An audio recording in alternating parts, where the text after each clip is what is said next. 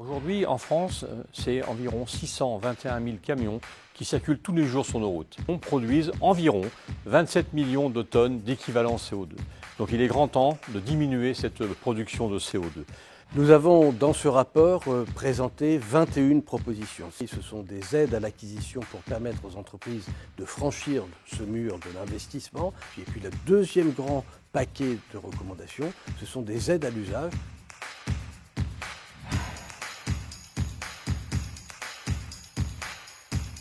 Aujourd'hui, en France, c'est environ 621 000 camions qui circulent tous les jours sur nos routes.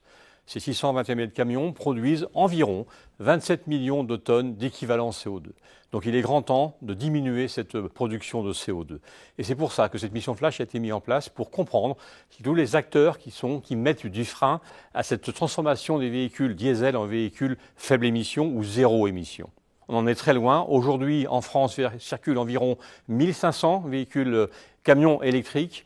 Nous avons dans ce rapport présenté 21 propositions. Ces 21 propositions sont décomposées en deux grandes catégories. La première catégorie, ce sont des aides à l'acquisition pour permettre aux entreprises de franchir ce mur de l'investissement, parce qu'un poids lourd électrique coûte 2,5 fois plus cher qu'un poids lourd thermique, et donc il faut l'accompagner. Il y a une prime, et le Premier ministre en a fait l'annonce. Nous accompagnons cette annonce d'une prime importante jusqu'à 100 000 € pour les poids lourds les plus importants. Et puis, nous souhaitons qu'il y ait un écosystème autour de cette prime à travers un fonds de garantie et à travers des prêts bonifiés. Et puis, le deuxième grand paquet de recommandations, ce sont des aides à l'usage. Pour n'en citer qu'une, je proposerai la réduction des péages autoroutiers pour les véhicules électriques, selon une trajectoire dégressive.